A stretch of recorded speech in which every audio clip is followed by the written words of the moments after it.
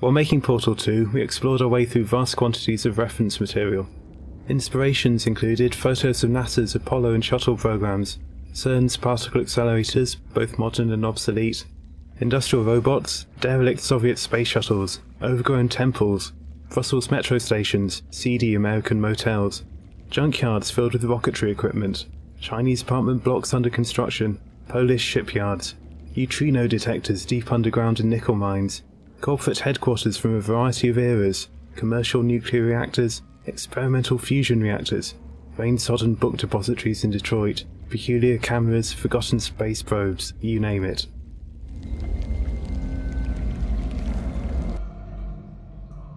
The size of the gigantic transition seal lock was a happy accident. We knew the connection between the old aperture and the new aperture had to be a big set piece. The first model built was about 5 times bigger than everyone expected, but people started to like it. We joked that it should be a bullet point on the Portal 2 box. Features the biggest door in games ever! We decided it would be fun to play with the player's expectations, and put a puny-looking door behind it, along with a few small props.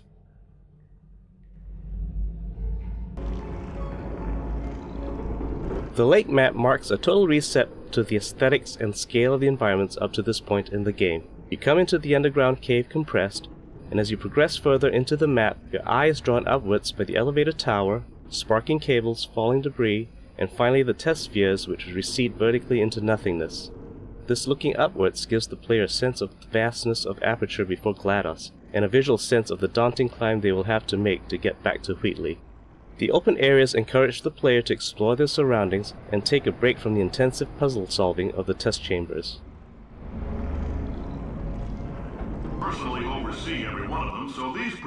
This chapter gave us a great opportunity for visually telling the backstory of aperture science.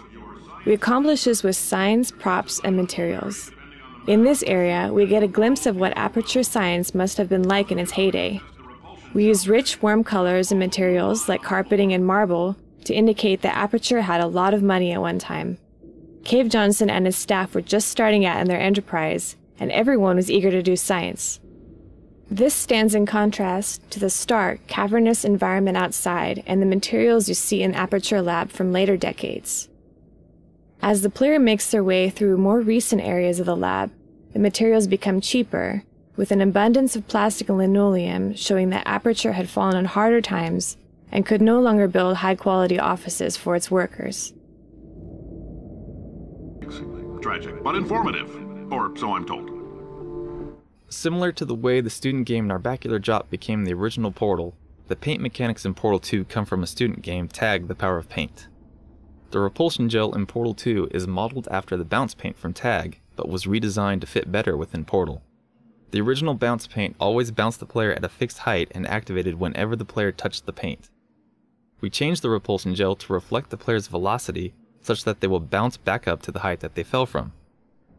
This mechanic lends itself better to puzzles involving portals because players have to think about gaining and preserving height.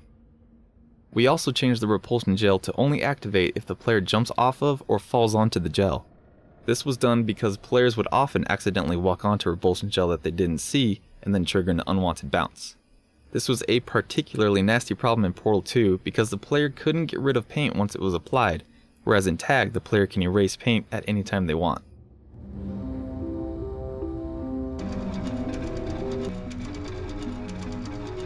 We had to come up with old-looking versions for all the important gameplay props, such as button panels, doors, cubes, basically everything the player could interact with. We came up with this fictional character, Janitor Bob. He'd be the guy who had to maintain all of old Aperture. A guy who doesn't understand anything about science, but can fix everything with duct tape and a screwdriver. He would use everything he could get his hands on. The result might not look pretty, but it would work. So whenever we got stuck designing props for Chapter 3, we'd ask ourselves, well, how would Bob build it?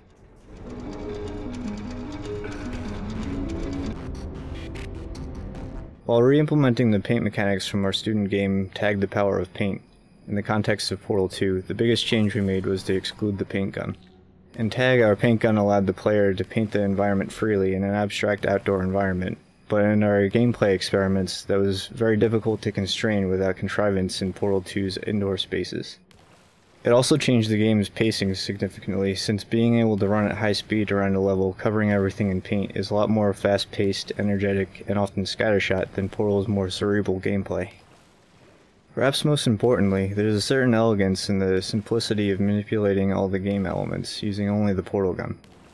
Adding a new gun would inherently add complexity and force us to start from square one training the player how to use this new tool instead of focusing on the game's namesake. Instead, we decided to use the established mechanism of the delivery tubes and have players redirect the flow of the paint with their portal guns. This felt like a good compromise.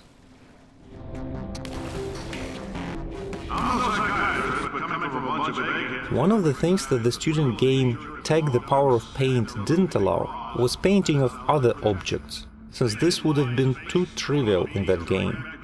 In Portal 2, however, moving paint around became a puzzle in and of itself, so we began to create puzzles that depended on painting objects. Bouncy boxes and turrets were an obvious choice, and adding this mechanic extended our toolbox to include objects whose basic properties of movement could be changed by the player. We can count on you for another round of tests. We're not going to release this. The newer and older versions of Aperture show their distinct personalities in sound as well as visuals. The doors, floors, and buttons, as well as soundscapes, reflect the aging, outdated 70s feel. The sounds contain hints of the decaying metal and wood. The newer but unstable Wheatley Chamber soundscapes become more foreboding and perilous the further you venture into them. The atmosphere of uncontrolled destruction continues to intensify till the end. This whole place is going to explode in a few hours if somebody doesn't disconnect. The character of Potatoes was actually the hardest one to crack for us, and was the last character to get recorded.